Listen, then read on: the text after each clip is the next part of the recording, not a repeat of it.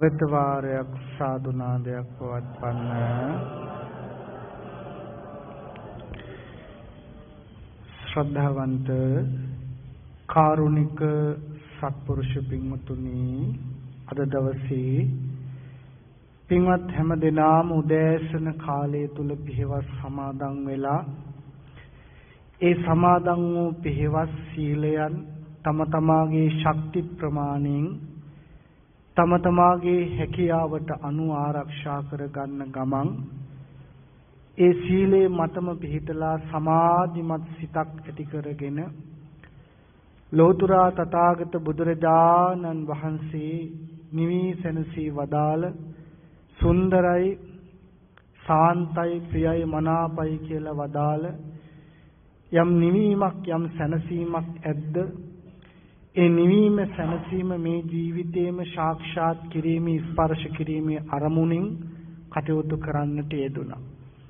සීල භාවනා වැඩසටහනට සම්බන්ධ වෙන පින්වත් හැම දෙනාගේම දෛනික වැඩසටහනේ සවස් කාලය තුල සිද්ධ කරනු ලබන ධර්ම සාකච්ඡා වැඩසටහනයි මේ වෙලාවේ අපි සිද්ධ කරන්න බලාපොරොත්තු වෙන. ඉතින් බොහෝ දහම් ගැටළු ඉදිරිපත් කරලා තියෙනවා. සියල්ලම සමහර විට ඉදිරිපත් කරපු අද සාකච්ඡා කරන්න කාල වේලාව නැති වෙන්න පුළුවන්. හැබැයි කාල වේලාවේ හැටියට ඒ ඉදිරිපත් කරලා තියෙන කරුණු ඔය ඇත්තන්ගේ දැන ගැනීම අවබෝධය පිණිස අපි කියලා දෙනවා.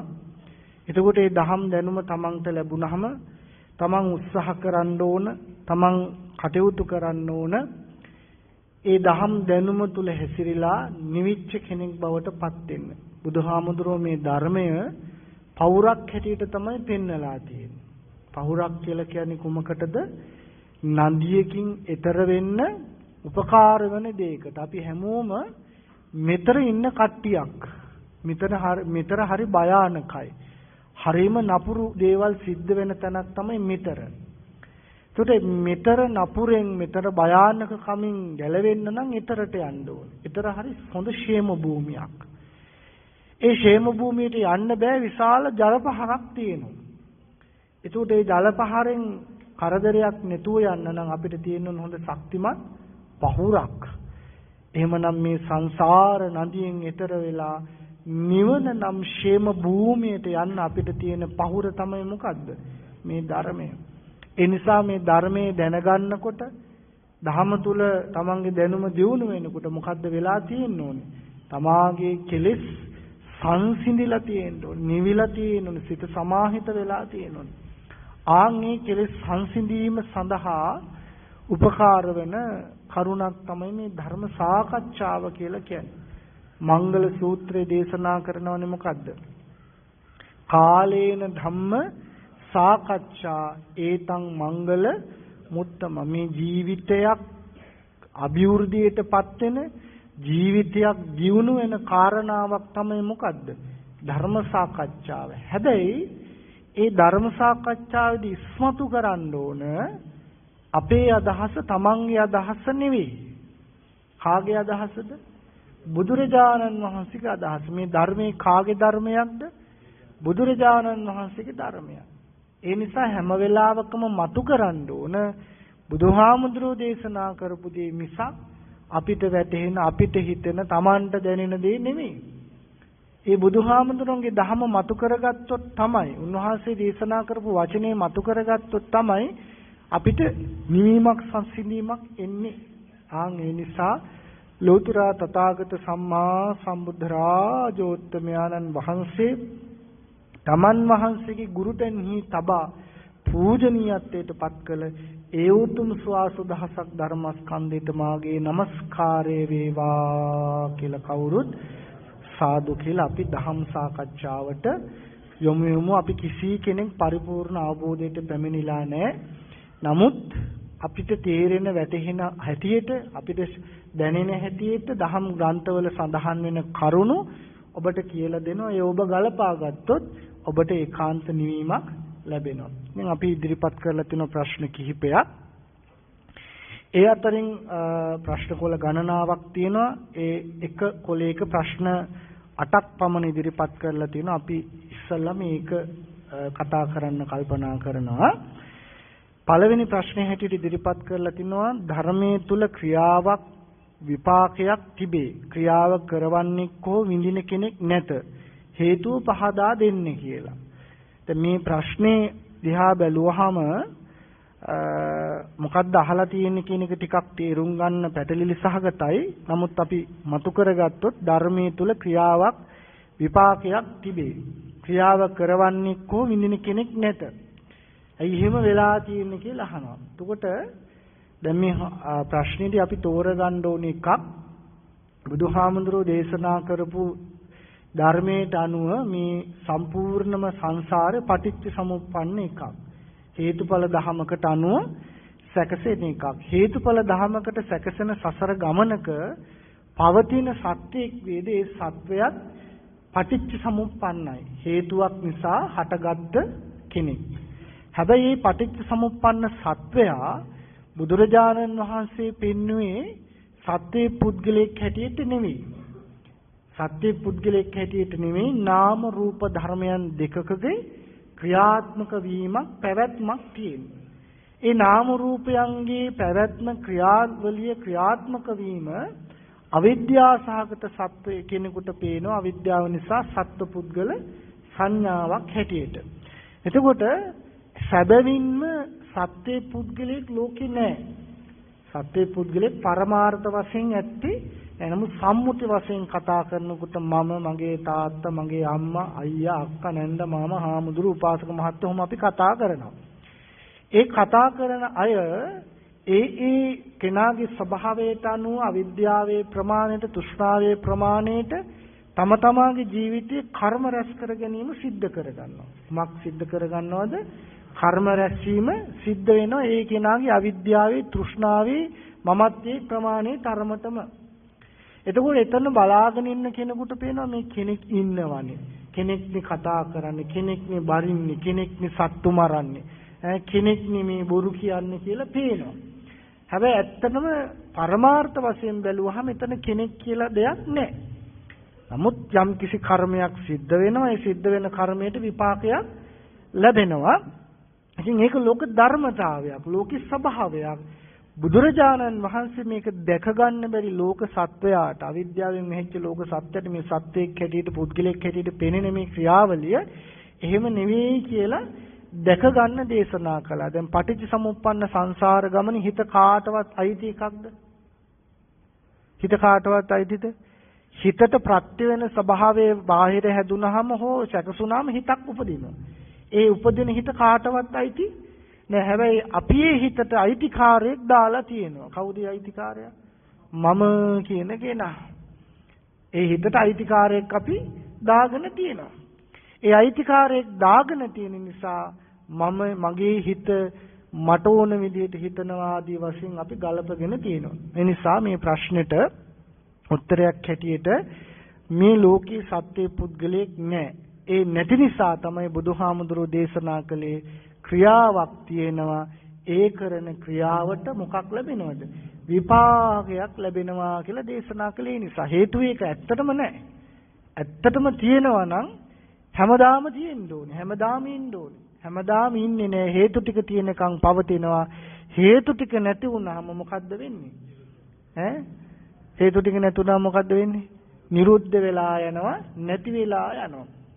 ඒ නිසා ඔබ තේරුම් ගන්න ඕනේ මේ අපි රැවටිලා ඉන්න මායාව තුළ සිතක්, කයක් දෙකක් කර්මානුරූපව සසර පැවතීගෙන යනවා මිසක් ඇත්තටම සත්ව පුද්ගලයෙක් ඇත්තේ නැහැ කියන කාරණාව. ඒක තමයි ලෝක ධර්මතාවය, ඒක තමයි ලෝක ස්වභාවය, ඒක තමයි අපි අවබෝධ කරගන්න ඕන දේ, අපි වටහා ගන්න ඕනේ දේ, අපි තේරුම් ගන්න ඕනේ දේ. මේක කිව්වට වචන වලින් මේක ප්‍රඥාවෙන් දකින්න ඕනේ එකක්. කොහොම දකින්න ඕනේ එකක්ද?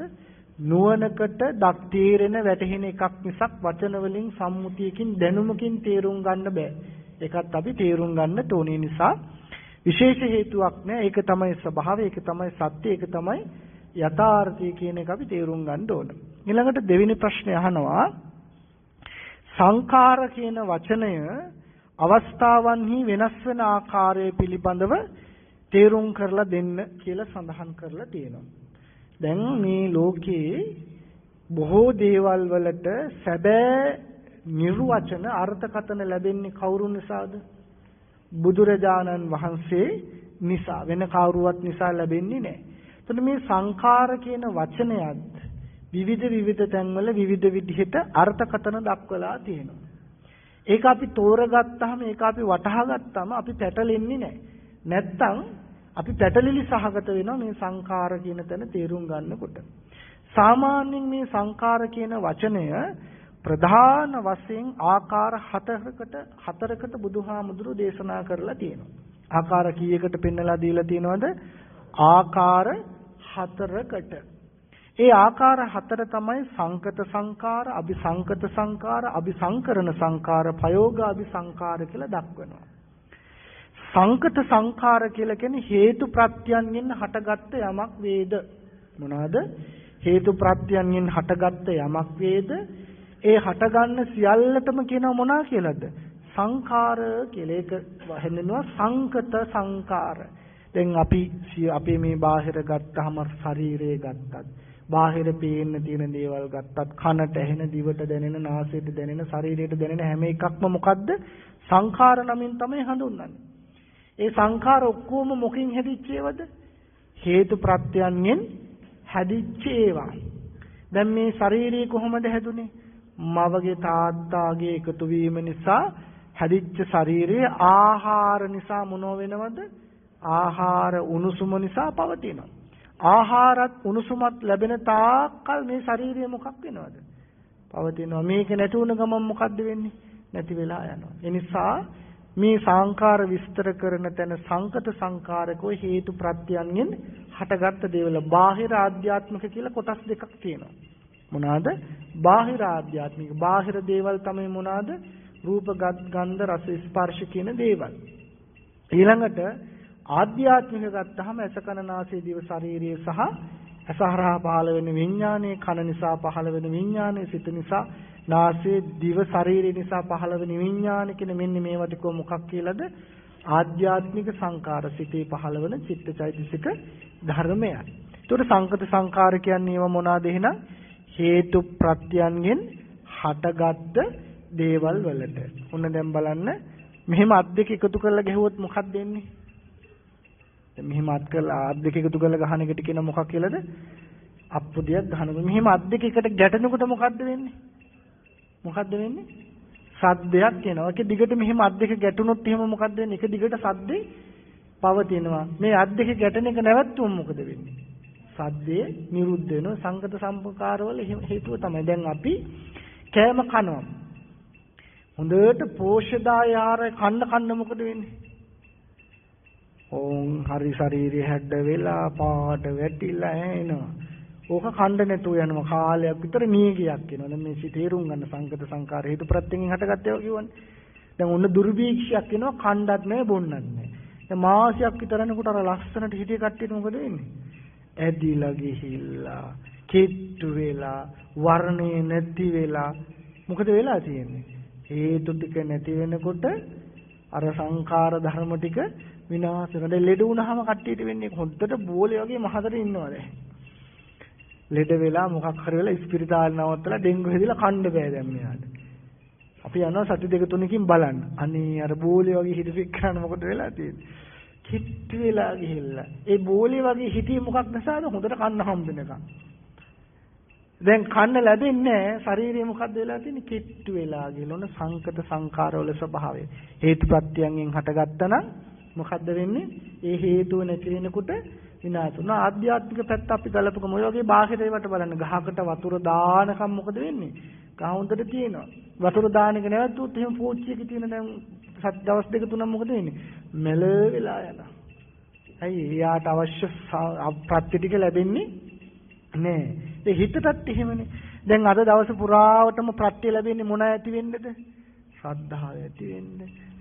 ඊට පස්සේ මොකද්ද වෙන්නේ? නිවන් දකින්න, භාවනා කරන්න, කුසල් වඩන්න, දන් දෙන්න. දැන් ප්‍රත්‍ය ලැබෙනකන් හිතෙනවා මන්නම් මේ ජීවිතේම ඉවර කරගන්නවා.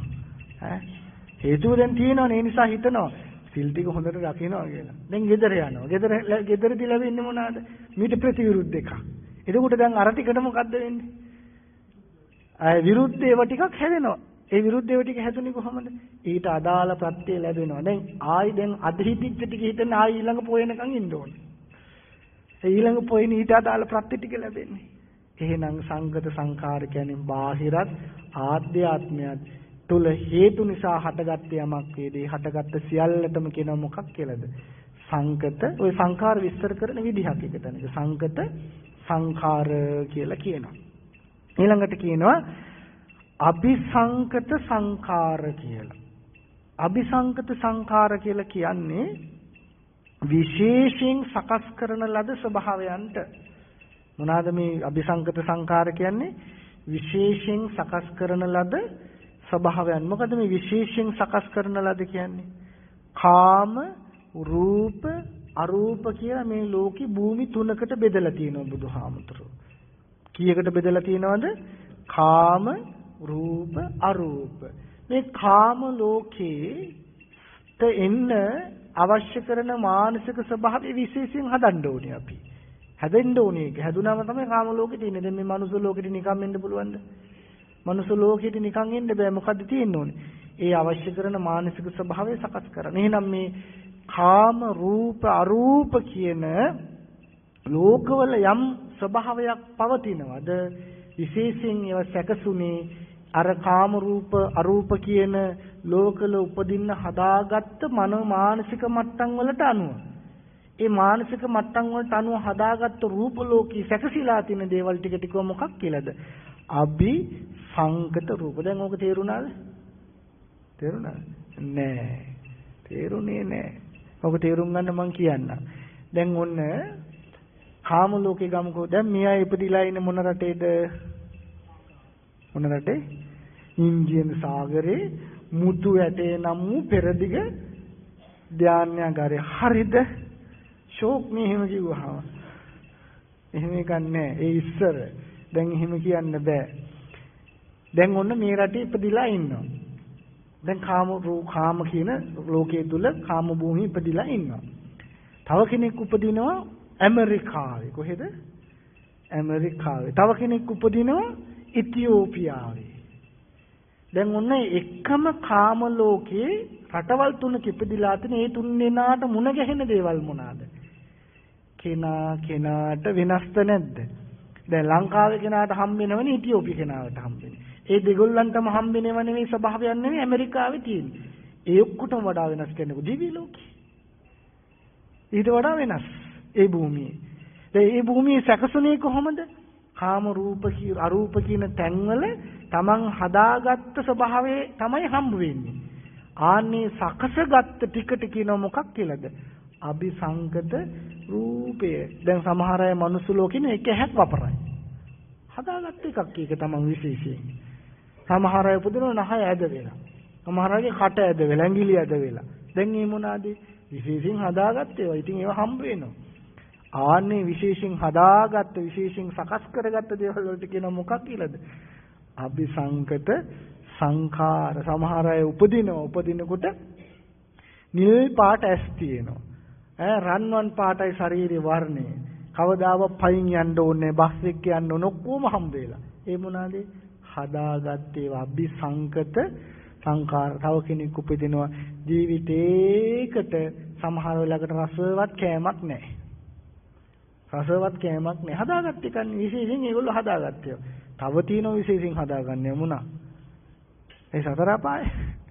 ඒ පැත්තත් කාම භූමියටයි තියෙන්නේ. ඒවත් විශේෂයෙන් හදාගන්නවා. සමහර අය පුදුම කැමැත්තක් තියෙන්නේ. බලා ඉන්නවා ඒ තැන්වල ඒවා හදාගන්න.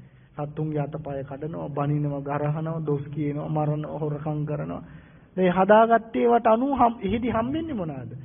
ඒ ලෝකෙදි ගා මේ ටික හම්බෙනවා. අන්නේ විශේෂයෙන් සකස ගන්න ඒවා ටික නම මොනවා කියලාද? අபிසංගත. දැන් ඉතින් හදාගත්ත ටික තමයි හම්බෙලා තියෙන්නේ. ඒ ටික සතුටින් විඳවල ඉවර කරන්න. ඒ නිසා ඔය හදාගත්ත ඒවා හම්බෙලා තියෙනවා දැන්. විශේෂයෙන් ජීවිතවල. ඒවට කියනවා අபிසංගත සංඛාර. ඊළඟට තව තියෙනවා අபிසංකරණ සංඛාර කියලා. අபிසංකරණ සංඛාර. අර අபிසංකතනේ. දැන් මේ අபிසංකරණ සංඛාර කියන්නේ මොනවාද? අபிසංකරණ සංඛාර කියන්නේ අර අபிසංකත සංඛාර හැදෙන්න ඕන මානසික මට්ටම් ටිකක් තියෙනවනේ මේ.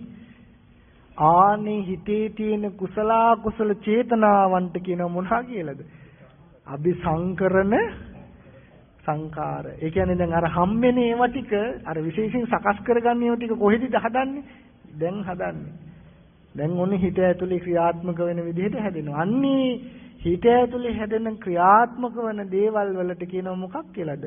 අபிසංකරණ. දැන් හැදෙනවා ඒවා.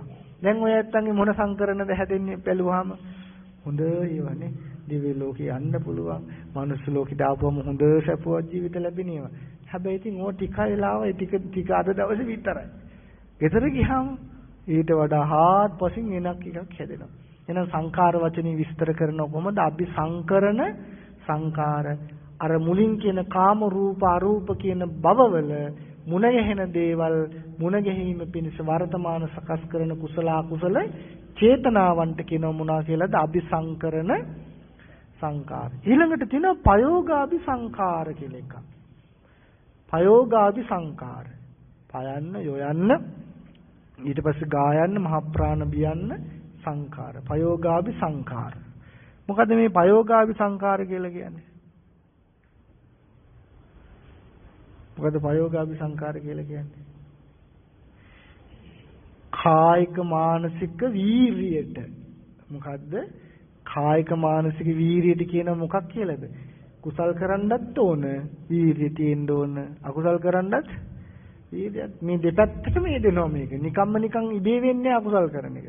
දැන් තරහා හිතේ තියාගෙන ඉන්න අමතක නොවි ඉන්න වෙන එකක් එනකොට ඒව මතක් කර ඒව අමතක කර තරහ විතරක් හිතේ තියාගෙන ඉන්න කොච්චර ලොකු වීරියක් තියෙන්න ඕනද? ලොකු වීරියක් තියෙන්න ඕනේ යාට. අනිත් ඔක්කොම අමතක කරලා තරහ විතරක් හිතේ තියාගෙන ඉන්නවා. වීරියක් තියෙන්න බෑ. දැන් බලන්නකෝ සමහර වෙලාවට මලක් කඩලා පහනක් පූජා කරන්න හයිය නැති මිනිස්සයා ගේ ඇතුළට මීයක් ඉවරින් ගාව. පොල්ලක් කරන් ඒ වටේම දුවනවා. කොහෙන්ද වීරිය ආවේ? දැන් මලට මට බෑ කම්මැලි මේ බෑ කියලා ඉන්නවා. මීයක් ඉවරින් යනවා දැක්කම අරක මතක නැහැ. කොස්සේ අරන් මොකද කරන්නේ? එළවන වර මීය වගේ. කොහොමද අර හැකිලිලා තිබ්බ කයට හිතට එහෙම එකක් ආවේ? ඒක ටික වීරිය. දෙපැත්තටම තියෙනවා. හැබැයි ඒකෙන් අපිට යහපත පිණිස හේතු වෙන්නේ මොන වීරියද?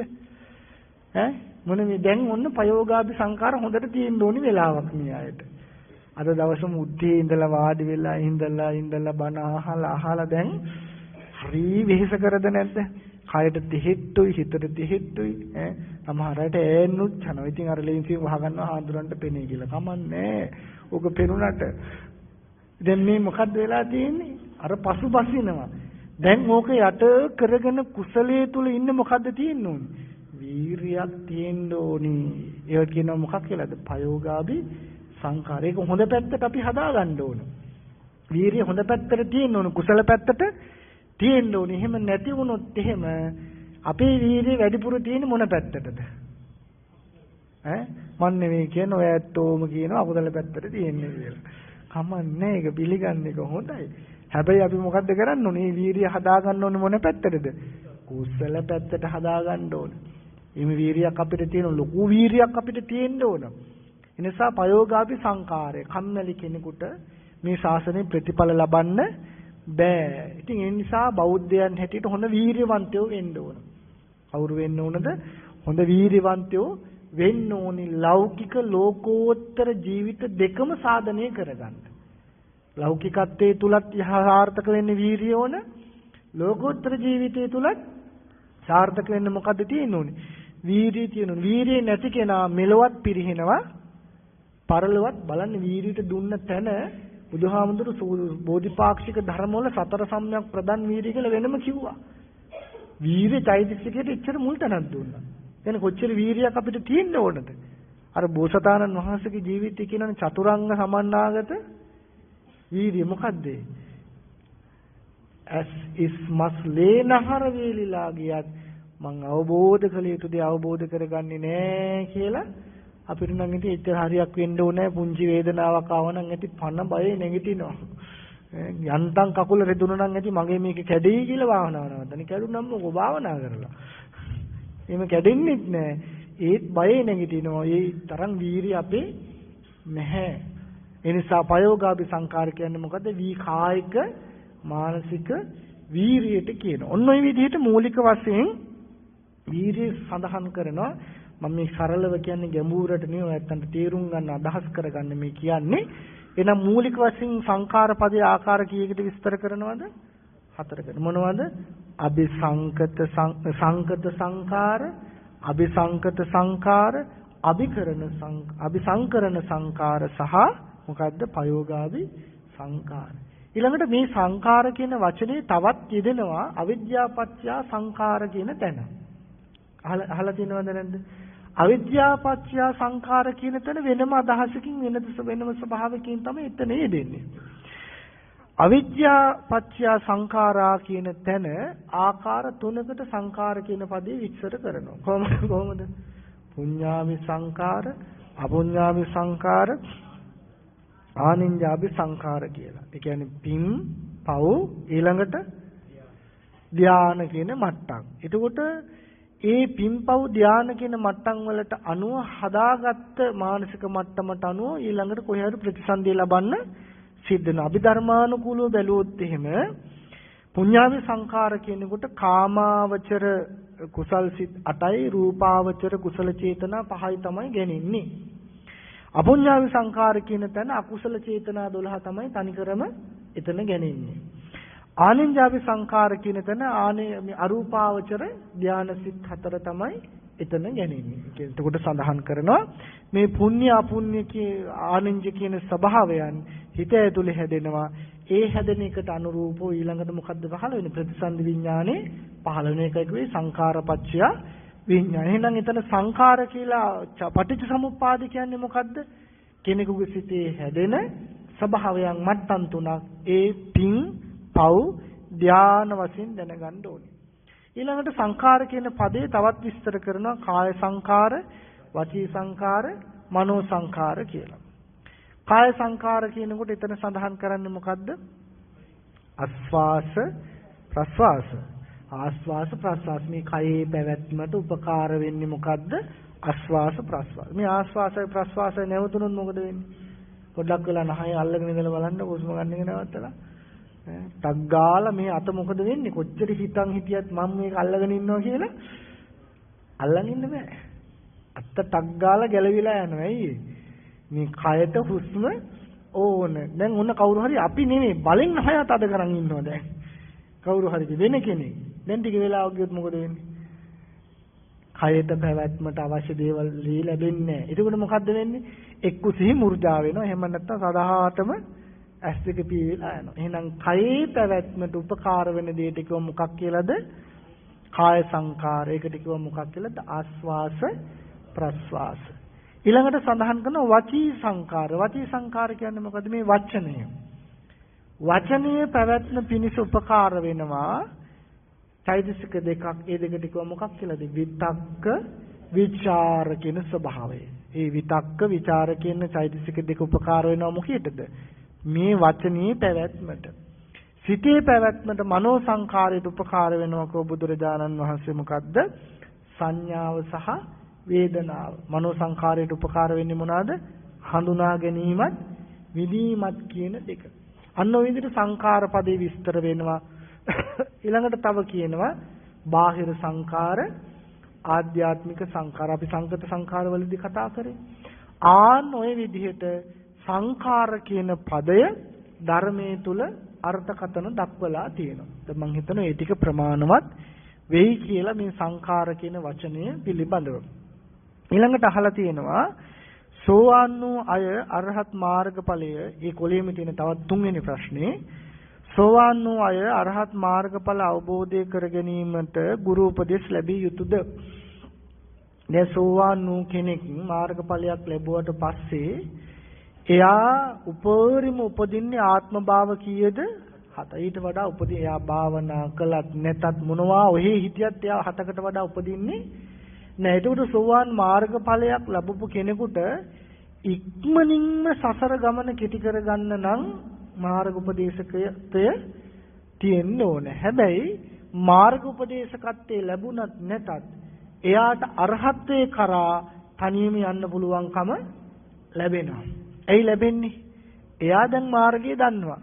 මග්ගමග්ග ඥාන දර්ශන විසුද්ධියෙන් පස්සේ මගනමක පෙනිලා එයාගේ ඥාන දර්ශනේ හැදිලා තියෙන නිසා සෝවාන් ඵලයට පත්වනු දිස්තිරෝම එයාට තේරෙනවා එයාට දැනෙනවා හිත මෙන්න මේ විදිහට වැඩි යුතුයි කියලා. ඒනි කියලා ඔය ඇත්තෝ නම් එහෙම කරන්න යන්න එපා. ඔය ඇත්තෝ උපදෙස් ගන්න ඕනේ. මේ සමහර අය ඉන්නවනේ මට තේරෙනවා මට වැටහෙනවා. ඒ නිසා මං කාගෙන්වත් අහන්න ඕනේ නැහැ කියලා. එහෙම නෑ. උපදෙස් ගන්න ඕනේ. සෝවාන් මාර්ගඵල ලැබුව එක්කිනාටත් ගුරු උපදෙස් ඕන වෙනවා. වහවහ ඉක්මනින්ම ඉවර කරන්න. බුදුරජාණන් වහන්සේ උපදෙස් දීලා තියෙනවා. එතකොට උපදෙස් දුන්නත් නැතත් එයා හැබැයි මාර්ගයට වැටිලා තියෙන නිසා එයා ඒ පාර කෙලවර දක්වාම යනවා. හැබැයි සෝවාන් මාර්ගඵලයටපත් තුන කෙනා මම සෝවාන් වුණා කියලා ඒ උපදෙස් ගත යුතු නම් නොගෙන ඉන්නේ නැහැ. නොගෙන ඉන්නේ නෑ. දැන් ඔන්න සාමාන්‍ය සිත තියෙනවා. ඒ සිත වැඩුවම සෝවාන් මඟඵලයකටපත් වෙනවා. ඒ සිත වැඩුවාම සකදාගාමී මඟඵලයකටපත් වෙනවා. දැන් අපි හිතමු සකදාගාමී මඟඵලයටපත් වෙලා එයා සකදාගාමී ඵලසිතට ගියාම ආපහු සෝවාන් සිතට එන්න ඕන. එතනින් ඉන්න බෑනේ. ඒ එන විදිහ ගුරුවරයෙක්ගෙන් අහගන්න සමහරවිට එයාට තේරෙන්නේ නැහැ. එයාගේ ඉන්ද්‍රිය ධර්ම වැඩිලා නැද්ද කියලා එයාට තේරෙන්නේ නැහැ. සෝවාන් මාර්ගඵලය ලැබපු කෙනෙක් ඊළඟ සිතට යන්න ගිහිල්ලා ඉන්ද්‍රිය ධර්ම වැඩිලා නැත්නම් එයා තද්දබල වෙහෙසකටපත් වෙනවා. අමාරුයි. හරි වෙහෙසකර මට්ටමකට එනවා. ඒතර ගුරුවරයා දන්නවා දැන් මෙයාගේ ඉන්ද්‍රිය සම කරන්න ඕන. මෙහෙම මෙනෙහි කරන්න මෙහෙම වඩන්න කියලා දුන්නම ඉන්ද්‍රිය සම වෙනවා. දැන් අපි හිතන්නකෝ දැන් ගෙදර ඉඳලා අපි යනවා අනුරාධපුරේ. අනුරාධපුරේ ගිහිල්ලා විතරක් බෑනේ. ඉන්න පාර දැනගන්න බෑ. එන්න පාර දැනගත්තේ නැත්නම් මොකද වෙන්නේ? එන්න පාර දැනගන්න ඕනේ. ඒ වගේ අර ඵලසිතින් ඵලසිතට යනකොට ඒ ඵලසිතේ ඉඳලා ආපහු ඊළඟ සිතට එන්න දැනගන්න. ඒකට ගුරුවරයා දන්නවා මාර්ගඵලලාභී කෙනා මෙන්න මේ විදිහට වඩන්න ඕනේ කියලා. ඒ නිසා ගුරු ඇසුරක් අත්‍යවශ්‍යයි. සෝවාන් වුණා කියලා තනි වෙන්න නරකයි. ගුරුවරයෙක් නැති වුණොත් එහෙම එයා ඉබේ යනවා. හැබැයි ගුරුවරයෙක් ලැබුණොත් සුරක්ෂිතව පහසුවෙන් එයා ඒ ගමන කෙලවර කරනවා. ඒ නිසා අපි කාටත් මේ නිවන් මඟ කවුද ඉන්න ඕනේ? ගුරුවරේ සිටිය යුතුයමයි. උපදේශකත්වයක් අවශ්‍යමයි. මොකද අපි කවුරුත් සම්මා සම්බුද්ධ නොවන නිසා අපි කාටත් පරතෝഘോഷය තියෙන්න ඕන. අපිට කාගේ හරි මඟ පෙන්වීමක් තිබිය යුතුයමයි. නැත්තම් අර සෝවාන් මාර්ගඵලයේ ලැබපු කෙනා ආත්ම භාව හතම දිග්ගැසි ඉන්නවා. විඳ මේ දුක්කට මුහුණ දෙන්නේ. හරි ගුරුවරයෙක් හම්බුනාම එයා මේකෙන්ම ඉවර කරලා දානවා. ආයි අපිට මේක තව ඇද යන්න දෙන්නේ ඉක්මනට ඉවර කරගන්න එපා. ගුරු උපදේශකත්වය අවශ්‍ය වෙනවාමයි. සරණාගමනේ නිවැරදිව කරන ආකාරය Tamanට දැනෙන විදිහට කරන ආකාරය පහදා දෙන්න. සරණාගමනය. මොකද්ද මේ සරණාගමනය කියලා කියන්නේ? සරණ ආගමනය. අපි කියන්නේ ඒක තමයි සරණ ආගමන. මොකද්ද මේ සරණාගමනය කියලා කියන්නේ? තිසරණේට පැමිණීම. තුමකට පැමිණීමද තිසරණේට පැමිණීම. තිසරණේට පැමිණීම සිද්ධ වෙන්නේ කොහොමද? තිසරණේට පැමිණීම වෙන්න නම් තිසරණේ කියන්නේ මොකද්ද? බුද්ධ ධම්ම සංඝ. එතකොට බුදුරජාණන් වහන්සේ පිළිබඳව හිතේ ඇති වෙන්න ඕනේ මොකද්ද? හොඳ ප්‍රසාදයක්. ධර්ම රත්නිය ඇති වෙන්න ඕනේ හොඳ ප්‍රසාදයක්. සංඝ රත්නිය පිළිබඳව ඇති වෙන්න ඕනේ මොකද්ද? හොඳ බුදුරජාණන් වහන්සේගේ බුද්ධ ගුණ හොඳට දැනගෙන, ධර්ම ගුණ දැනගෙන, සංඝ ගුණ දැනගෙන තමන්ගේ ජීවිතේ නිවීම පිණිස තියෙන එකම පිහිට තමයි මේ තිසරණය කියලා කවුරු හරි කෙනෙක් අදහගත්තොත්, විශ්වාස කළොත්, එයා ඒක තමන්ගේ මනසින් බාරගත්තොත් එහෙම මොකක් වෙනවද? තිසරණයට පැමිණුණා වෙන. මං අහන්නේ ඔබ තිසරණයට පැමිණිලාද?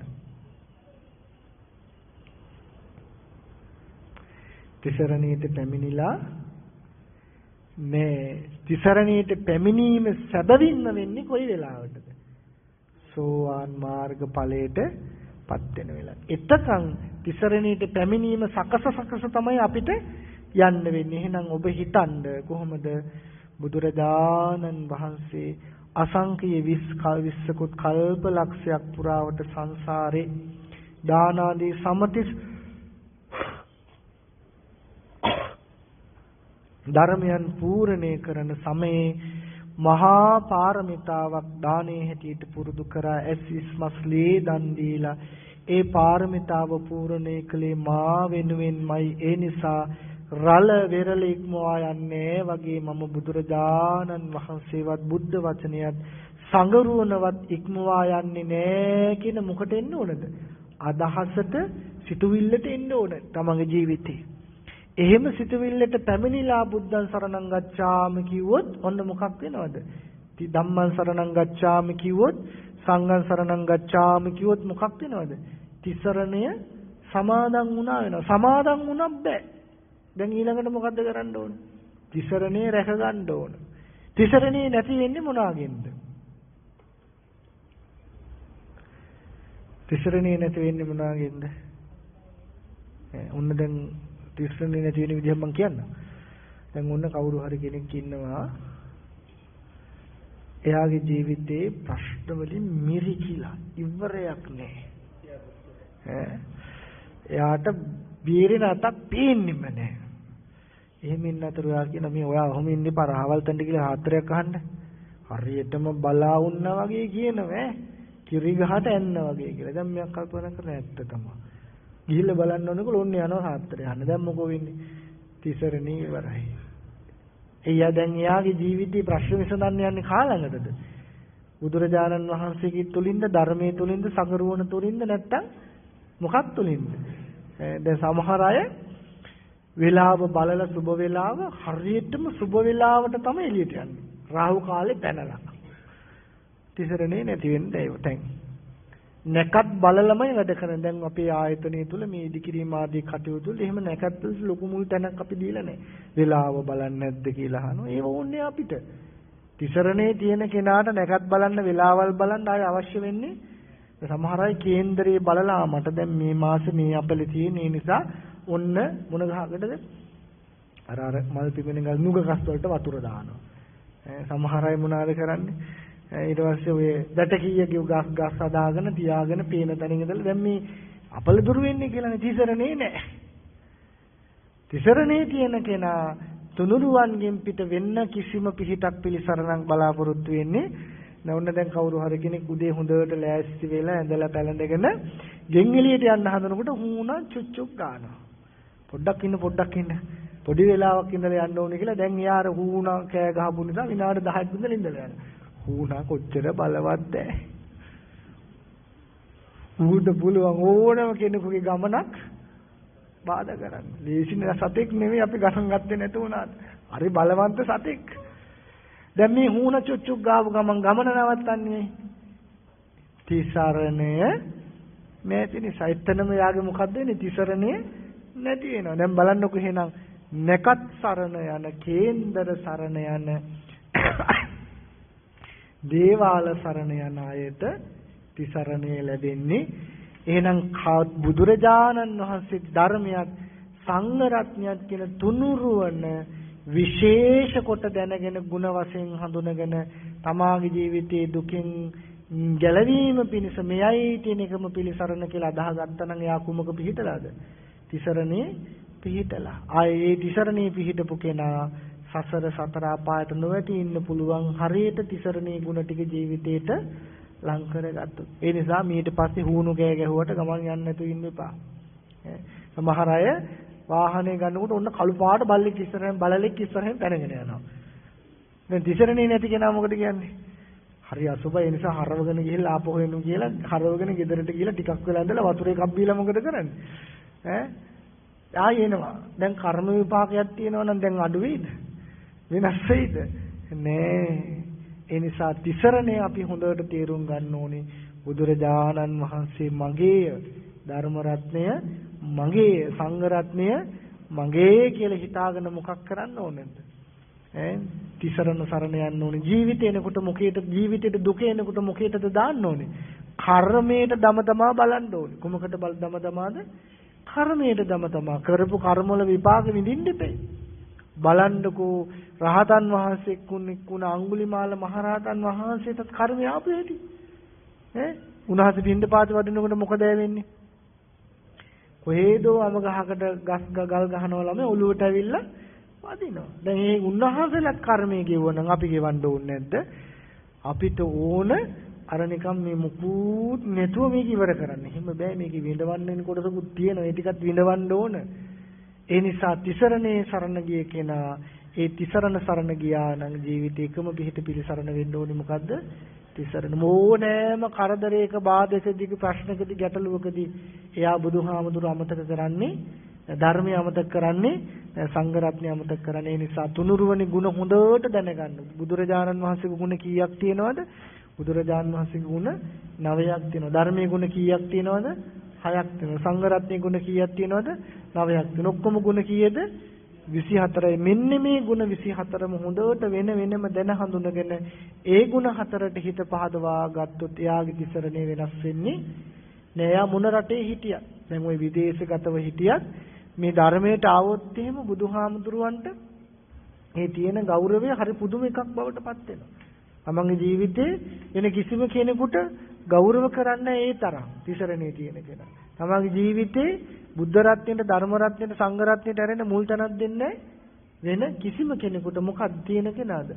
තිසරණේ තියෙන කෙනා. දැන් අපේ රටේ තිසරණ සරණ ගියාය දින්නේ දේශපාලඥයෝ සරණ ගියාය දින්නේ. කවුරු සරණ ගියාය දින්නේ? ඔයගොල්ලෝ කියනවා නේ, ඔයත් දන්නවා. ඒ අයට කොහෙද යන්න වෙන්නේ? අර බුදුහාමුදුරුවෝ දදක සූත්‍රය කියන්නේ මහණෙනි මේ සක්‍ර දේවේන්ද්‍රයා යුද්ධයට යනකොට කියනවලු උඹලා යුද්ධ පිටියට ගියාම බයක් ආවොත් ඇති ගැනීමක් ආවොත් මගේ කොඩිය දිහා බලන්න කියනවා. ඒතර බය නැති වෙනවලු. මගේ කොඩිය බලා ගන්න බැරි වුණොත් ඊසාන පැත්තේ ඉන්න. එහෙම කියලා දෙවිවරුන්ගේ උඩ කොඩි ටිකක් බලන්න කියනවා. ඒතකොට බයං වා ජම්බි තත්තං වා ලෝමහංසෝ වා බය වීම තති ගැනීම ලොමු දහ ගැනීම නැති වෙයි කියන. බුදුහාමුදුරනේ එහෙම නැති වෙනවද? එහෙම නැති වෙන්නේ ඒගොල්ලෝ රාග දේශ මොහ වලින් යුක්ත අය. එහෙනම් දැන් ওই දේශපාලඥයෝ සරණ ගිය හැමෝම මතක තියාගන්න ඕන. ඒ අය මොන සරණ ගියාය මොන ස්වභාවයෙන් යුක්තද? අධික කෙලෙස් වලින් යුක්ත අය. ඒ අය සරණ යන්න ගියොත් ඒ අය ජීවිතේ පිහිට කරගන්න ගියොත් මොකද වෙන්නේ? අපිටත් අපේ ගමන කෙලවර කරන්න වෙනවා. හරි ෂෝක් එකකට සතර අපාය. ඒ නිසා ඔබ සරණ යන්නේ කවුද? බුද්ධ රත්නය, ධර්ම රත්නය, සංඝ රත්නය. එය සදාතනික රැකවරණයක් බවට පත් වෙනවා කාටද? Tamanට සංසාරේ. ඊළඟට අහනවා ප්‍රශ්නයක්. දෙදෙනෙක් අතර වෛරයක් ඇතිවීමේදී එක් අයෙක් වෛර කරන නමුත් අනිත් කෙනා මෛත්‍රී සිත වැඩූ විට ඉදිරි සංසාරයේ එහි විපාකයේ කෙසේ තිබේද? දැන් ඔන්න පටිච්චසමුප්පන්නයි කියන අපි සංසාරේ. දැන් මේ කියන විදිහට ඔන්න මම ඉන්නවා, තව කෙනෙක් ඉන්නවා. එහා පැත්තේ කෙනා තරහ ගන්නවා, මම තරහ නේ, එක්ක මම තරහ ගන්නවා, එහා පැත්තේ කෙනා තරහ ගන්නේ නැහැ. දැන් ඔන්න මේ දෙන්න දෙපැත්තෙන් තිබ්බහම මේ දෙන්න හදාගන්න කර්ම ස්වභාවය එකිනෙකට වෙනස්ද නැද්ද? වෙනස්නේ. එක්කෙනෙක් මොන කර්ම ස්වභාවයේද? මෛත්‍රී සහගතයි. අනිත් කෙනා මොන කර්ම ස්වභාවයෙන්ද? වෛරී සහගත. ඒ කියන්නේ කුසල් අකුසල්. දැන් එතකොට මෛත්‍රී සහගතව ඉන්න කෙනාට හම්බෙන්නේ මොන කර්මයේ විපාකයක්ද? මොන කර්මයේ විපාකයක්ද?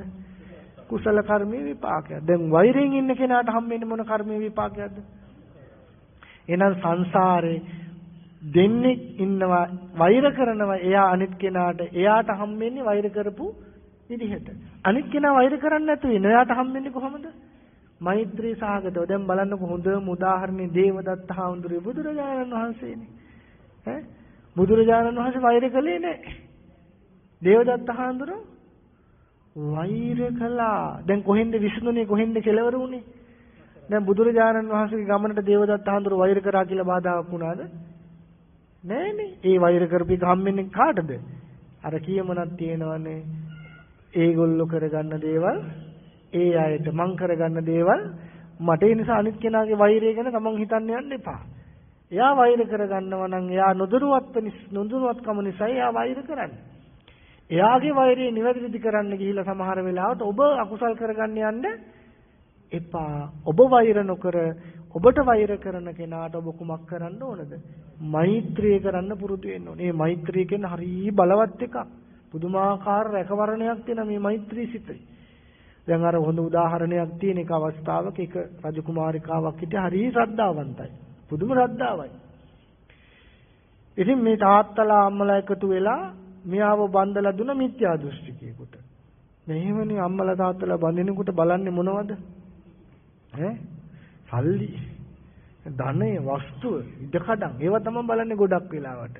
ඉන්න රට ඇමරිකාවෙ ඉන්නේ අපේ බෑනා කියනවා. හැබැයි මිත්‍යා දෘෂ්ටිකයි වැඩක් තියෙනවනේ. ලංකාවේ පැල්වතක හිටියත් කමන්නේ ශ්‍රද්ධාවන්ත සම්‍යක් දෘෂ්ටික ජීවිතයක් නා.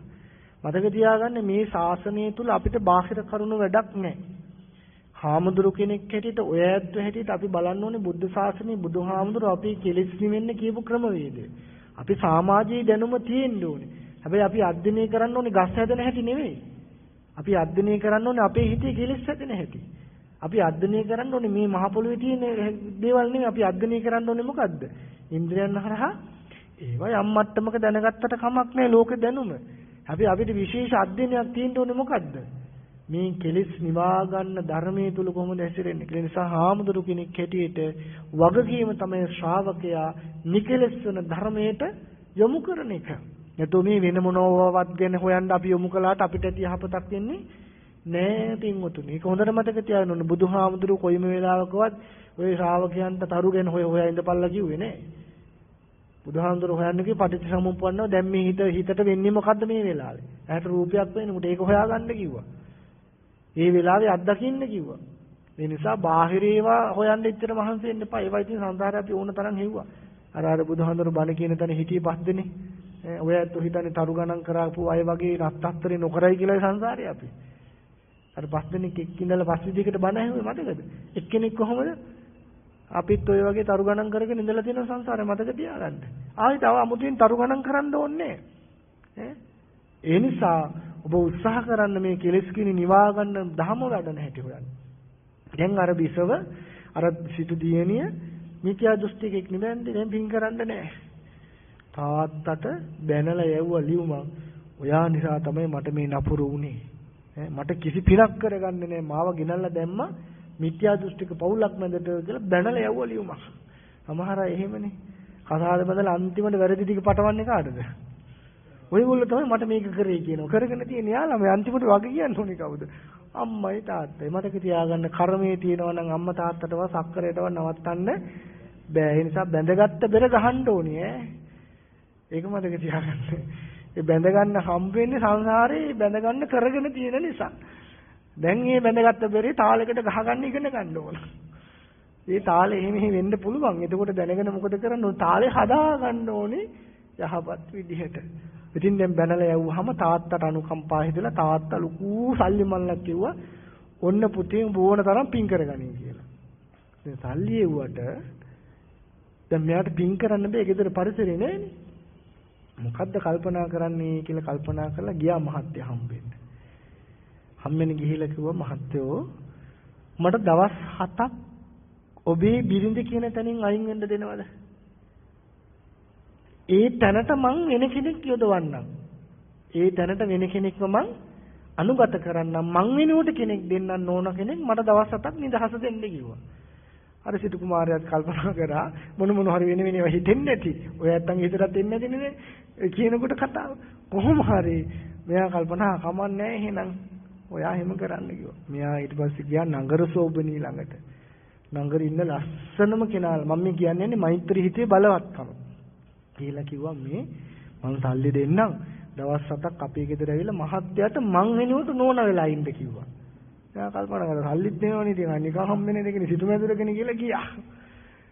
ගිහිල්ලා දැන් අද වර්තමාන සමාජයේ ඉන්නේ මේ අලුත් සමාජ රටාවක් හැදිලා මේ ධර්මයක් නෑ ආගමක් නෑ කාන්තාව සමහර තරුණ ළමයි විලිබයක් නැතුව වසාගත යුතු තැන් විවර කරගෙන ලෝකේ ප්‍රසිද්ධ මාධ්‍ය තුල කතා කරන්නේ. විලි ලැජ්ජාවේ වේ සමහර විටක මේ අපේ සංස්කෘතිය සමහර විටක විදේශිකයන් ගාව තියෙන සංවර බවක් ඊට වඩා. මේ හරි පුදුමයි මේ විලිසම් නැතුව මේ නටන නාටකම් දැක්කහම සමහර තරුණ ළමයි සමාජය තුල මේ විශේෂින් මාධ්‍ය වාර්තා වෙනවා මේ පාරේ බහැලා යන්න බෑ සමහර විටක මේ චරිත දැක්කහම ඉතින් හරි උලුප්පලා හරි ප්‍රසිද්ධ කොටගෙන අගේ කොටගෙන ඒ අය කතා කරනවා. එහෙම වෙන්න හොඳ නෑ.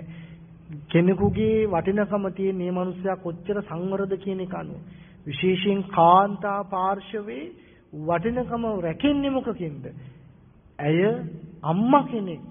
ඒ සමාජයට පණිවිඩයක් දෙන කෙනෙක්, මුළු සමාජයක් නිර්මාණය කරන කෙනෙක්. ඒ නිසා ඒකේ සංවර භාවය මේ සමාජයට මහා සම්පතක්.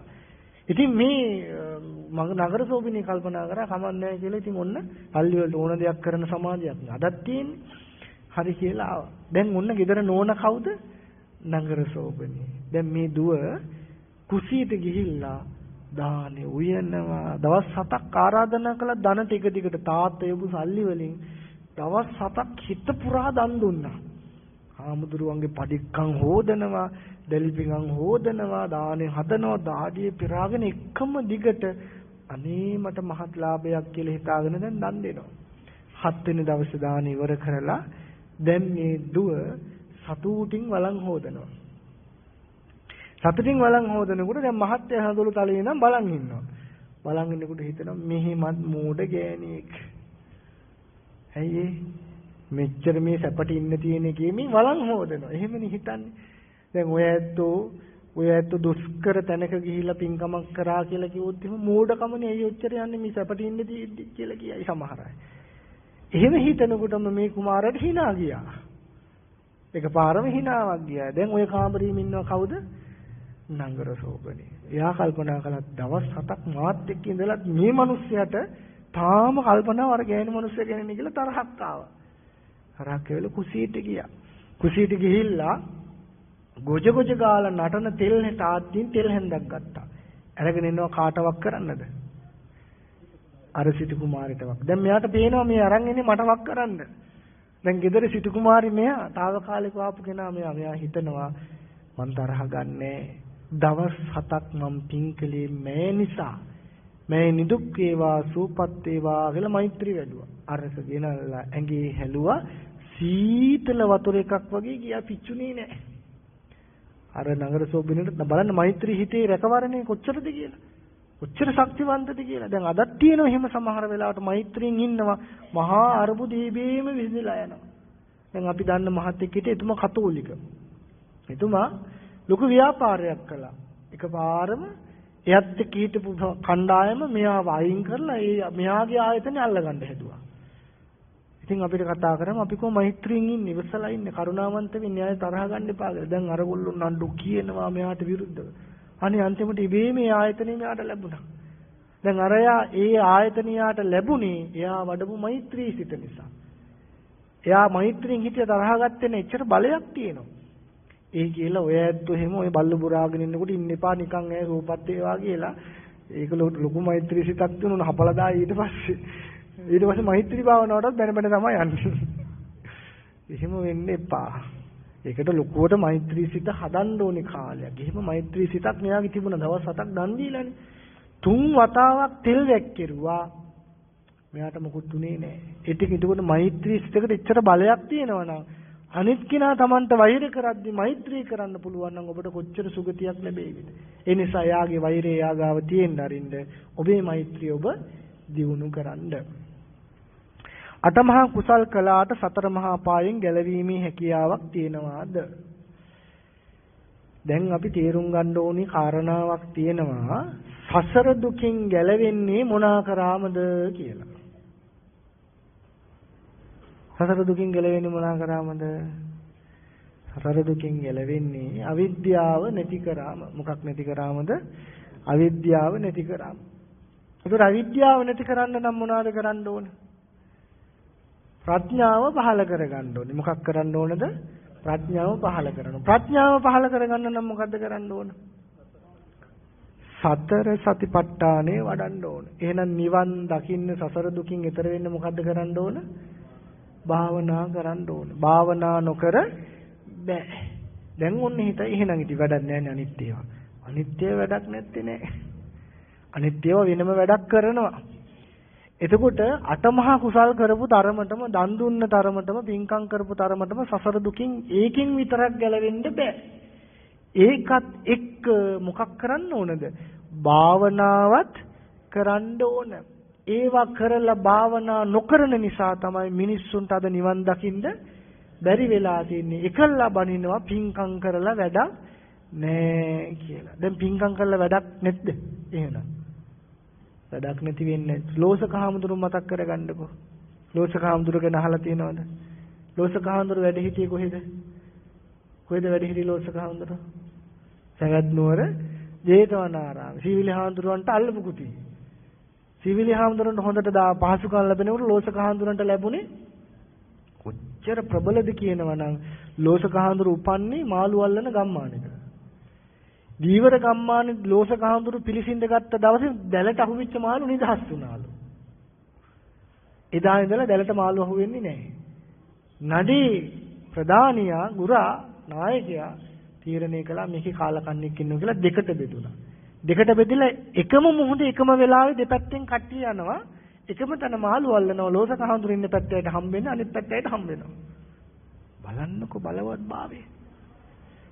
අන්තිමට වෙන් වෙලා ගියා ලෝසක හාමුදුරුවන්ගේ අම්මා විතරක් ඉතුරු වුණා.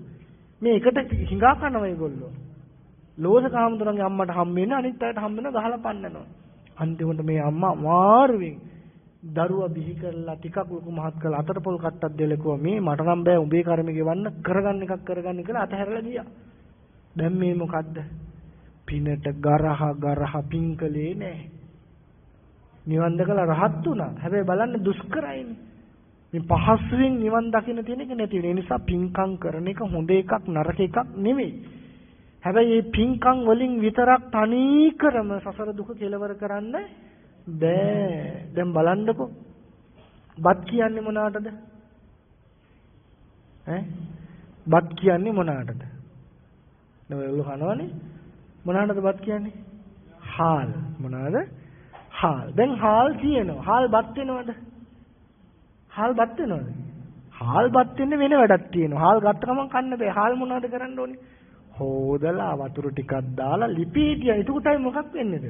බත් වෙන්නේ. අහන් ඒ වගේ තමයි නිවනත් ලබා ගන්න අපිට භාවනා කරන්න ඕන. හැබැයි භාවනා කරලා මේ අපි ජීවිතේ පින්දහම් කරන්න ඕන. පින්දහම් කිරීමෙන්ම නිවන් ලැබෙන්නේ නැහැ. ඒකට මොකද්ද කරන්න ඕනේ? අර වතුර ටික දාලා ලිපේ තියලා හොඳට වතුර ටික වැඩි වුණොත් මොකද වෙන්නේ? ඒත් බැරි වෙනවා. වතුර මදි වුණොත් පදමට තියන්න ඕන. ඒ වගේ පින්දහම් කරන ගමන් මොකද්ද කරන්න ඕන? භාවනත් කරන්න ඕන. එහෙම කරන්න බැරි වුණොත් මොකද වෙන්නේ?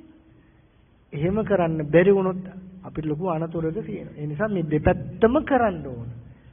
නිසා අටමහා කුසල් වලින් විතරක් නිවන් දකින්න ඉන්න එපා. සසර දුකින් ගැලවෙන්න ඉන්න එපා. මොකද්ද කරන්න ඕනේ? භාවනාවත් අටමහා කුසල් කරන්න. හොඳට අටමහා කුසල් කරන්න. කරන ගමන් මොකද්ද කරන්න ඕනේ? හොඳට භාවනා කරන්න. දැන් ඔන්න මේ දෙක දෙපැත්තට මේ දෙකෙන් එකක් විතරක් තිබුණාගේ එක උදාහරණයක් කිව්වා කවුරු ගැනද? ලෝසක හාමුදුරුවෝ ගැන. තව උදාහරණයක් අපිට ගන්න පුළුවන් කවුද? අශෝක ධර්මාශෝක රජුරු. එක පැත්තක් විතරයි තිබුණේ. මොන පැත්තද? පින් දහම් පැත්ත විතරයි. හිත හදන පැත්ත නැහැ. ඒ නිසා අපි දෙපැත්තම මොනා කරන්න ඕනද? හොඳට කරන්න ඕනේ. කුසලුත් කරන්න ඕනේ, පින් දහමුත් කරන්න ඕනේ. සසරින් ඈතර වෙන්න නම් මොනවද කරන්න ඕනේ? භාවනා සතර සතිපට්ඨානයත් වඩන්න ඕන. මේ දෙකම කරගත්තොත් එයාට පහසුවෙන් මොකක් වෙනවද? නිවන් දකින්න පුළුවන්කම ලැබෙනවා. ඊළඟට අහනවා මේ තව ප්‍රශ්න මෙච්චරක් තියෙනවා. තාම මේකවල විතරයි. ඒකෙත් තව ප්‍රශ්න දෙකක් තියෙනවා. ඒකේ අහනවා උපාදාය රූප සහ උපාදාන රූප මොනවද කියලා කියනවා. දැන් මේකත් හරිය ගැඹුරු එකක්. මම ඔයගොල්ලන්ට තේරෙන්න කියන්න මම දන්නේ ඔයගොල්ලන්ට තේරුම් ගන්න පුළුවන් වේද කියලා හොඳට අහගෙන ඉන්න. දැන් බුදුහාමුදුරුවෝ අපි හැදිලා තියෙන අපි මේ රූපය කියන එක අපි හැදිච්ච අපි මම කියන කෙනා අපි රූපයක් හැටියට පෙන්වන්නේ. ඒ රූප 28ක් තියෙනවා කිව්වා. මොකක් තියෙනවා කිව්වද? 28ක් තියෙනවා කියලා බුදුරජාණන් වහන්සේ දේශනා කළා. එතකොට ඒ රූපස්කන්ධය රූප 28කින් සමන්නාගතයි. ඒ රූප 28 ප්‍රධාන වශයෙන් බෙදෙනවා භූත රූප කියලා හතරක්. ඒව මොනවද? පඨවි, ආපෝ, තේජෝ, වායෝ කියලා. ඔය භූත රූප හතරට අමතරව ඊළඟට උපාදාය කියලා රූප 24ක් තියෙනවා. මොනවද? උපාදාය කියලා රූප 24ක් තියෙනවට කියන මොනවද කියලාද? උපාදාය රූප. මේ කෙනා කරපු කර්මයේ හැටියට මේ කෙනා හදාගත්ත මානසික මට්ටමේ හැටියට මේ කෙනාට වෙන වෙනම ලැබිලා තියෙන ටිකක් තමයි මොකද්ද? උපාදාය රූප කියන්නේ. හැබැයි සතර මහා භූත ධාතු ටික ඔක්කොගෙම එකයි. සතර මහා භූත ධාතු ටික ඔක්කොගෙම එකයි. හැබැයි උපාදාය රූප කෙනාගේ කර්මයට අනුව වෙනස් වෙනවා. මොනවාද මේ උපාදාය රූප කියන්නේ? උපාදාය රූප කියනකොට ඉස්සෙල්ලම තියෙනවා ප්‍රසාද රූප කියලා ටිකක්. මොනවාද? ප්‍රසාද රූප. මොනවාද මේ ප්‍රසාද රූප කියලා කියන්නේ? චක්කු ප්‍රසාදය, සෝත ප්‍රසාදය, ගාන ප්‍රසාදය, ජීව ප්‍රසාදය, කාය ප්‍රසාදය කියලා ප්‍රසාද රූප පහක් තියෙනවා. මොනවාද මේ චක්කු ප්‍රසාදය කියලා කියන්නේ? ප්‍රසාදය කියලා කියන්නේ හරි පැහැදිලි තැනක් කියන අදහස. ඒතකොට මේ රූප දැක ගන්න අපේ හිතට මේ බාහිර තියෙන රූප දැනගන්න උදව් වෙන්නේ මොකද්ද? චක්කු ප්‍රසාදය. ඇස කියන්නේ මේ චක්කු ප්‍රසාදෙට. මේ කළු ඉංග්‍රියාවටවත් මේ බාහිර දේ තියෙන දෙයට නෙමෙයි මේ පේන. ඇස කියන්නේ තනිකරම මොකේටද? ප්‍රසාද රූපයට. කොහෙද මේක තියෙන්නේ? මේ අහමැද මුං ඇටයක පමණු කුඩා උකුණු ඇසක් වගේ පුංචි සෙවල ගතියක් තියෙනවා මේ ඇහැ මැද. ඔන්නෝකේ ඕක හරියට කණ්ණාඩියක් වගේ. බාහිර රූපේ ඡායාව උතන්ට වැටෙනවා. වැටුනහම සිත විසින් අඳුන ගන්නවා. ආනේකට කියනවා මොකක් කියලාද? චක්කු ප්‍රසාදේ කියලා. දැන් මේ චක්කු ප්‍රසාදේ කෙනාගේ වෙනස්ද නැද්ද? ඒ වෙනස් වෙන්නේ කොහොමද? කර්මයට අනුව. දැන් සමහර අයට කණ්ණාඩියක් දාන්න ඕන. ඒකට තමයි අරයට මේක පැහැදිලි කරගන්න. සමහර අයට කණ්ණාඩිය ඕනේ අවුරුදු 100 චූටි අකුරු ඔහම අරන් කියවනවා. එයා හොඳ කර්මයක් කරලා තියෙනවා. ඊළඟට තියෙනවා සෝත ප්‍රසාදය. ශබ්ද අහගන්න කන ඇතුලේ පිහිටලා තියෙනවා තැන. එතන ගිහිල්ලා තමයි ශබ්ද තරංගේ ස්පර්ශ වෙන්නේ. ස්පර්ශ වුණාම සිත විසින් දැනගන්නවා මොකක් කියලාද? සද්දයක් කලින් අහපු එකක් නම් ඔන්න මේ සද්දේ කියලා එයා තීරණය කරනවා. දැන් බැනුමක් කියලා අහන්න බැනුම් කියලා දැනගන්න මොකක් වෙලා තියෙන්න ඕනද? කලින් බැනුම් අහලා තියෙන්න ඕන. නැත්තම් බැනුමක් කියලා දැනගන්න කලින් අහලා තියෙනවා නම් ඒකට සාපේක්ෂව දැනගන්නවා මේ දැන් මේ සද්ද මේ හඬ මේ සතාගේ කියලා. දැන් අපි කවදාවත් අහලා නැති සද්දයක් ඇහුනොත් අපි හිතට ගන්න බෑ මේ මොකක්ද සද්දයක් බව දන්නවා. හැබැයි මේ සද්දෙට වටිනකමක් හැඩයක් ස්වභාවයක් ස්වરૂපයක් දෙන්න බෑ. ඇයි දෙන්න බැරි? එයා කලින් අහලා දන්නේ නැති නිසා. එහෙනම් කලින් අහලා දැනගත්ත සද්ද නැවත නැවත දැනගන්න උපකාර වෙන්නේ මොකද්ද? සෝත ප්‍රසාද. ඊළඟට ගාන ප්‍රසාදය කියලා කියන්නේ මේ නාස්පුඩු ඇතුලේ පුංචි කුහරයක් බඳු ස්ථානයක් තියෙනවා. වාතයත් එක්ක සූඳ ගඳ ගිහිල්ලා ඕකේ වදිනවා. වැදුනහම සිත දැනගන්න ඕන්න දැන් ආග්‍රහණයක් ආවා කියලා. ඊට පස්සේ සිත විසින් මේක විශේෂයෙන් දැනගන්නවා. ඕන්න කැමති සූඳක් නම් කරලා උඩට අදින. ඒක ඉබේ වෙනවනේ. ඊළඟට අකමැති සූඳක් නම් ටක් ගාලා අත ගිහිල්ලා මොකද වෙන්නේ? නාය වැහෙනවා. අන්නේ සුවඳ දැනගන්න එක ටික මොකක් කියලාද? ගාන ප්‍රසාදේ. මේ උපාදාය රූප.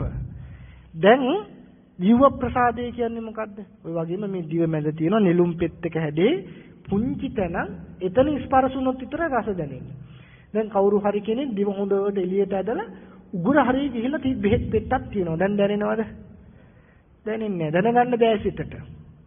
දැනගන්න විදිහක් නැහැ. හරියටම දැනගන්න පුළුවන් මේ ප්‍රසාද රූපේ පිහිටපු තැන විතර. ඒ කියන්නේ උගුරට හොරා බෙහෙත් බොනවා කියලා සමහර අය කියන්නේ.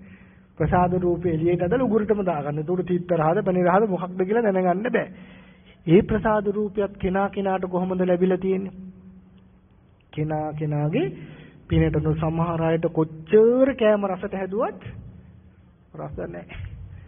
ඇයි එයාගේ කර්මයේ හැටියට. සමහර අයට පොඩ්ඩක් රසට හැදුනත් ලොකුවට එයාට දැනෙනවා. ඔන්න ඔකට කිව්වොත් ජීව ප්‍රසාද. කාය ප්‍රසාදය කියලා කියන්නේ මොකද? මේ කයේ හැමතැනම දැනිලා ඇදිලා පිහිටලා තියෙනවා. මොකද්ද? තද බව, මොළොක් බව, රළු බව ආදී දැනගන්න පුළුවන් ප්‍රසාද ගතියක්. ඒකේ ස්පර්ශ වුණ ගමන් මොකද්ද වෙන්නේ? ඒව හරහා අපි දැනගන්නවා. අන්නේ ටික ටික මොකක් කියලා? ප්‍රසාද රූප. ඊළඟට ගෝචර රූප කියලා තියෙනවා ටිකක්. රූප, ශබ්ද, ගන්ධ, රස, ස්පර්ශ. ඊළඟට භාව රූපය කියලා තියෙනවා. ස්ථීර භාව රූපය, පුරුෂ භාව රූපය, හෘද වස්තු රූපය, ජීවිතේන්ද්‍ර රූපය ආදී වශයෙන් මොහොම රූප 24ක් තියෙනවා. ආන්නේ එක ටිකට කියනවා මොකක් කියලාද? උපාදාය රූප. දැන් ඔය උපාදාය රූප කාගේ කියලාද අල්ලගෙන ඉන්නේ? මගේ නෙවෙයි කියලා බලන්න ඕනේ හැටි ඉදිකට්ටක් එහෙම ලං කරලා. ඔය උපාදාය රූප ටික කාගේද? මගේ කියලා ගත්ත ගමන් මොකද්ද වෙන්නේ? උපාදාන වෙනවා. අන්න උපාදාය රූප තමන්ගේ කියලා දැඩිකොල්ල ගත්ත ගමන්ම මොකද්ද වෙන්නේ? උපාදාන රූප වෙනවා. දැන් රහතන් වහන්සේලාට උපාදාන රූපද තියෙන්නේ? උපාදාය රූපද තියෙන්නේ? උපාදාය රූප ටික විතරයි. අපිට උපාදායක් තියෙනවා, උපාදානක් තියෙනවා. ඒ නිසා මේ උපාදාය රූප පිළිබඳව උපාදානය මොකක් කරගන්න ඕනද? නැති කරගන්න ඕන. මොනා කරගන්න ඕනද? නැති කරගන්න ඕන. එහෙම නැති කරගත්තේ නැත්නම් නැවත උපාදාය රූප හැදෙන්න මොනවා වෙනවද? කර්ම සැකසෙනවා. හොඳ කර්ම ටිකක් හම්බෙලා ඉතින් ඉන්ද්‍රියත් ටිකත් එක්ක හොඳකට ආවොත් හොඳයි. බැරි වෙලාවක්වත් කර්ම එහෙම වෙලා අඩුවක් පාඩුවක් වෙලා කල්පනාව නැතිලා උපන්නොත් මනුස්ස ලෝකේ. හිතන්න පොඩ්ඩක් කල්පනා කරන්න. මනුස්ස ලෝකේ උපදින හොඳට අතපය දෙන කල්පනාව නැහැ. පිනපව තෝරගන්න බෑනේ ඉවරනේ සංසාර ගමන. ඒ නිසා මේ උපාදාය රූප වලටදී උපාදානයේ චුට්ට නැති කරගෙන තණ්හාව අඩු කරගෙන සසරින් නිදහස් වෙන්න කවුරුත් මහන්සි ගන්න ඕන. දැන් ඔන්න මේ ප්‍රශ්න පත්‍රයේ අවසාන ප්‍රශ්නේ. ඒකේ අවසාන ප්‍රශ්නේ අහලා තියෙනවා ගන්ධබ්බ නම් අවස්ථාවක් තිබේද? ඒ අවස්ථාවේදී දැනීම හැඟීම් තිබේද කියලා අහලා තියෙනවා. දැන් මේ ගන්ධබ්බ කියලා අවස්ථාවක් ගැන සමාජයේ කතා වෙනවා. බොහෝ අර්ථකථන තියෙනවා. හැබැයි ගන්ධබ්බ කියන අවස්ථාව ගන්ධබ්බ කියලා සත්ව කොටාසයක් ගැන සඳහන් කරලා තියෙනවා. බුදුහාමුදුරුවෝ දේශනා කරලා තියෙනවා. හැබැයි ගන්ධබ්බ කියලා අපි කියන්නේ පාවි ඉන්න ස්වභාවයකට ගන්ධබ්බ කියලා කියන්නේ එයා ඉපදිලා නැහැ උපතක් මුණා කර ඉන්නවද? හොයා ඉන්නවා කියන අදහසෙන් ඔය ගන්ධබ්බ කියන්නේ. හැබැයි දහමේ ප්‍රතිසන්දි විඥානයත් චුතියත් ප්‍රතිසන්දි විඥානයත් අතර ඉඩසක් නැහැ කියලා තමයි බුදුහාමුදුරුවෝ දක්වලා තියෙන්නේ. මොකද විඥාණය අතහැරෙන්නේ තව තැනක් අල්ලගෙනමයි. විඥාණයට හිඩස් නැහැ. එනිසා ඔය ගන්ධබ්බ කියලා හඳුන්වන්නේ බොහෝ වෙලාවට සත්ව කොටාශයක්ම තමයි. බුදුදහමට අනුව කර්මය කරා නම් අවිද්‍යාව තියෙනවා නම් මැරෙනකොට තවත් තැනක ඉපදිලා ඉවරමයි. ආයේ පාවි එයාට හොඳ තැනක් හම් වෙනකන් එයාට ගැලපෙන අම්මා කෙනෙක් හම් වෙනකන් එහෙම ඉන්නේ. එහෙම තියෙනවා නම් කොච්චර ෂෝක්ද නේ. එහෙනම් ඉතියෝපියාවේ සෝමාලියාවේ ළමයි උපදින්නේ හිඟන්නන්ගේ බඩේ ළමයි උපදින්න විදිහ ඉතියාට තෝරගන්න පුළුවන් නේ. එහෙම තෝර ගැනීමක් කරන්න බෑ. එහෙම තෝරගන්න පුළුවන් නම් අපි කවුරුත් මේ ලංකාවට එන්නේ නැහැ. මතක තියාගන්න. වාසනාවකට දැන් ඇවිල්ලා කරකිලා වැටිලා ධර්මයේ ලැබුණාට එහෙම තෝරගන්න පුළුවන් නම් මේ කට්ටිය තෝරගන්නේ. එහෙනම් තෝරගනි වෙන තැන්වල. ඒ නිසා ගන්ධබ්බ කියලා කියන්නේ උපදින්න ඉන්න කියන අදහස ධර්මයේ විස්තර කරන්නේ උපදින්න අපි ඔක්කොම ගන්ධබ්බයෝ. ඒ උපදින්න බලාගෙන ඉන්න අයනේ. අපි ඔක්කොම උපදින්න බලන් ඉන්න අය. ඒ නිසා අපිත් එක විදිහකට ගත්තොත් එහෙනම් මොකද්ද? ගන්ධබ්බ කට්ටිය තමයි. එහෙම නැතුව මේ උපතක් ලැබෙනකන් සැරිසරසරා ඉන්න කට්ටිය නෙවෙන බව ගන්ධබ්බ කියලා කියන්නේ. ඉතින් ඒ ගන්ධබ්බ කියලා විස්තර කරන සමහර ඒවා ඇහෙනවා, දැනෙනවා. ඒ කියන්නේ අස කන නාසාදී ඉන්ද්‍රියන් ටික තියෙනවා කියන එක. ඒ නිසා මතක තියාගන්න ගන්ධබ්බ කියලා තැනක් හොයලා ඉන්න ස්වභාවයක් ධර්මයේ විස්තර කරලා නැහැ. අපිට ලැබෙන කාලය නම් ඉවර වෙලා තින්නේ. දැන් ඊතුරු ප්‍රශ්න ටික මම හිතනවා ඊළඟ පොයේ දවසේ සාකච්ඡා කරමු කියලා 4:45යි වෙලාව සවස සත්බුද්ධ වන්දනාවටත් ලෑස්ති වෙන්න තියෙන නිසා අපි මේ ප්‍රශ්න පත්‍රය විතරක් සාකච්ඡා කරලා මෙතනින් නතර වෙනවා. තව එක ප්‍රශ්න ටිකක් තිබුණා. මම කෙටියෙන් ඒ ටිකට කීපයකට උත්තර දෙන්නම්. මේ ගිය මාස පොයේට සාකච්ඡා කළා පංච නීවරණයන් නැති කළ හැකි කරුණු 6ක් වගේ මතක. ඒ අනුකම්පාවෙන් කෙටියෙන් පැහැදිලි කරන්න. එතන 6ක් නෙවෙයි කරුණු කතා කළේ කරුණු 5ක්. පංච නීවරණ ධර්ම වලට ප්‍රතිවිරුද්ධ ධර්ම. ඒවා තමයි විතක්ක, විචාර, ප්‍රීති, සුඛ, ඒකාග්‍රතා. මේ පහ සිතක ඇති කරගන්න පුළුවන්කම ලැබුණොත් තමයි පංච නීවරණ ධර්ම යටපත් කරගන්න පුළුවන්කම තියෙන්නේ. ඊළඟට අහලා තියෙනවා අර්පණා සමාධිය සහ උපචාර සමාධිය යන සමාධින් දෙක පිළිබඳව පැහැදිලි කරන්න කියලා. මම මේ දෙක පැහැදිලි කරලා ඊතුළු කරුණු ටික ඊළඟ පොයේට සාකච්ඡා කරන්න යොදා ගන්නවා. කාලය පිළිබඳව ප්‍රශ්නයක් තියෙන නිසා. දැන් මේ සමාධිය කියලා කියන්නේ ඒකාග්‍රතාවයට. සමාධිය කියන්නේ මොකේදද? ඒකාග්‍රතාවයට. සමාධියේ කොටස් දෙකක් තියෙනවා, මිත්‍යා සමාධි, සම්මා සමාධි කියලා. මිත්‍යා සමාධි කියලා කියන්නේ මොකේදද? අකුසල් සිතේ ඒකාග්‍රතාවයට. තියෙනවද නැද්ද? අපිට ඕන තරම් වෙලාවක් ලෝභයෙන් හිතා ඉන්න පුළුවන්. කිසි බාධාවක් නැහැ. තරහක් ආවම ඒ තරහේ ඉන්න පුළුවන්, කිසි ගැටලුවක් අපලට කන්න ඕනක් නැහැ. ඒකට කිව්ව මොකක් කියලාද? මිත්‍යා සමාධි. හැබැයි මේ කතා කරන්නේ සම්මා සමාධිය. සම්මා සමාධිය කියන්නේ මොකද්ද? කුසල සිතේ ඒකාග්‍රතාවය.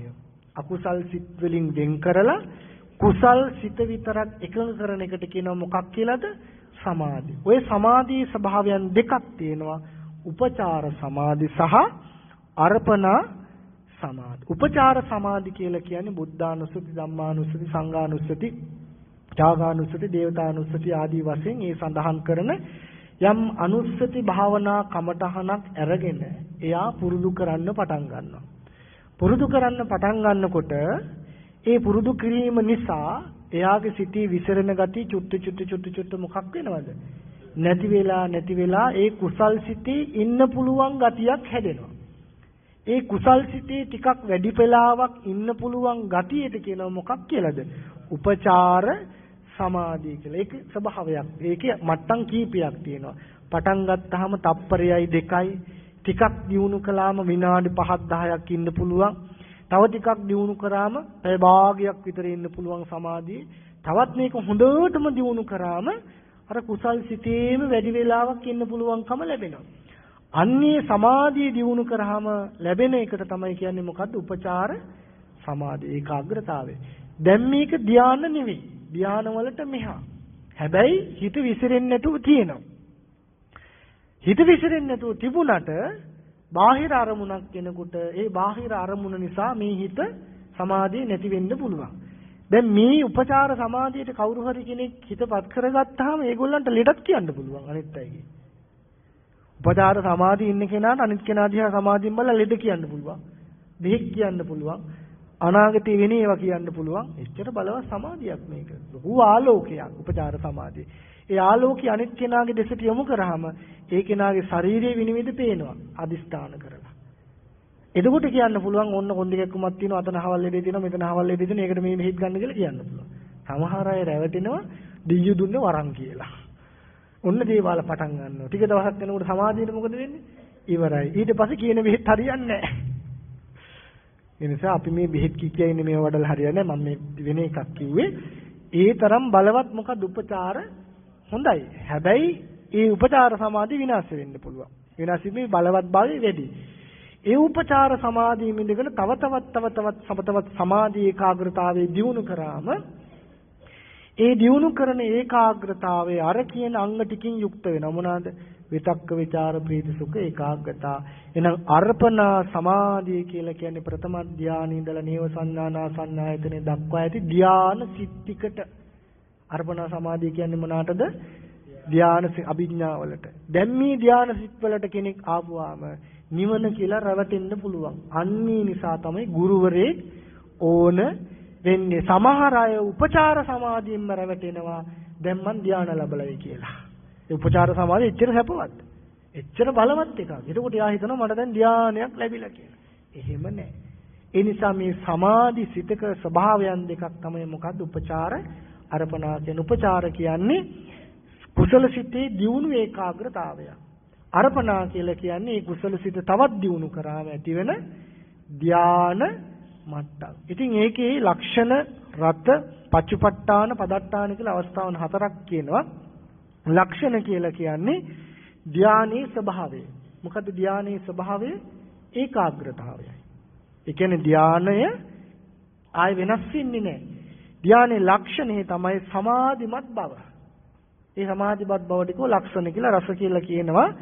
සමාධියෙන් කරන කාර්යය තමයි සිත පිටට යානොදී එකට තියාගෙන ඉන්නවා. ඒක තමයි එතන කියන්නේ. පච්චපට්ඨාන කියන්නේ සමාධි සිතට වැටහෙනදී ඒ මොකද්ද? සිත සැලෙන්නේ නැහැ. බාහිර අරමුණු වලට සමාධිය අර්පණා සමාධිය මේ කියන්නේ වෙනස් කරන්නේ නැහැ. සද්ද වලට එහෙම දැන් ධානය සිතට සමාදුන සමහර අයට සද්ද ඇහෙන්නේ නැහැ. ඒ සද්ද වලට සිත වෙනස් කරන්න බෑ. පදට්ඨාන කියලා කියන්නේ සමාධි සිතේ තියෙන සුවය. ඔන්න ඔය ලක්ෂණ හතර තියෙනවා. ලක්ෂණ රසපච්චපට්ඨාන පදට්ඨාන කියලා කියනවා ධානය සිතක. කොහොම හරි අඩුම තරේ ඔය අර්පණා තත්වයටවත් අපේ හිත දියුණු කරගන්න මහන්සි ගන්න ඕනේ. එහෙම බැරි නම් උපචාර මට්ටමටවත් වැඩි වේලාවක් කුසල සිතක ඉන්න පුළුවන් මට්ටමටවත් මොකක් කරගන්න ඕනද? සිත ඒකාග්‍ර කරගන්න ඕනි. ඒ සඳහා මේ කුසලානිසංස ධර්මයන් හේතුපනිශ්‍රේ වේවා කියලා ප්‍රාර්ථනා කරනවා. තව ප්‍රශ්න ගොඩාක් ඉදිරිපත් කරලා තියෙනවා. කාල වේලාව මදි සාකච්ඡා කරන අපි ඊළඟ පොයේදී ප්‍රශ්න ලියලා දෙන්න. මේ ටික මුලින් කතා කරලා අපි අනිත් ඒවාට යමු. ඒ නිසා හැමෝම සතුටු වෙන්න. එහෙමනම් කාලේන ධර්ම සාකච්ඡා සුදුසු කාලේදී උත්තම ධර්ම සාකච්ඡාවක් කළා. මේ පින නිවනට පාරමිතාවක්ම වේවා. සාදු සාදු සාදු.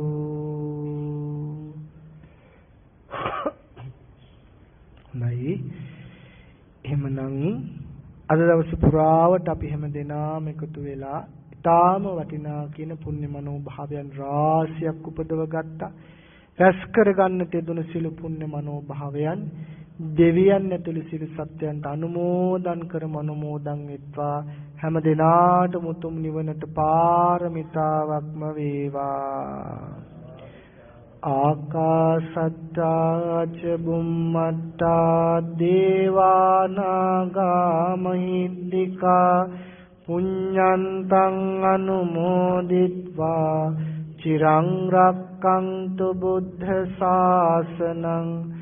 ආකාසත්තා ච බුම්මත්තා දේවා නාග මහිද්దికා පුඤ්ඤන්තං අනුමෝදිත්වා චිරං රක්ඛන්තු බුද්ධ දේශනං. ආකාසත්තා ච බුම්මත්තා දේවා නාග මහිද්దికා පුඤ්ඤන්තං අනුමෝදිත්වා චිරං රක්ඛන්තු නං පරන්ති. ඉදං මේ ඥාතිනං හෝතු සුඛිතා හොන්තු ඥාතයෝ. ඉදං මේ ඥාතිනං හෝතු සුඛිතා හොන්තු ඥාතයෝ. ඉදං මේ ඥාතිනං හෝතු හිතා හොන්තු ඥාතයෝ.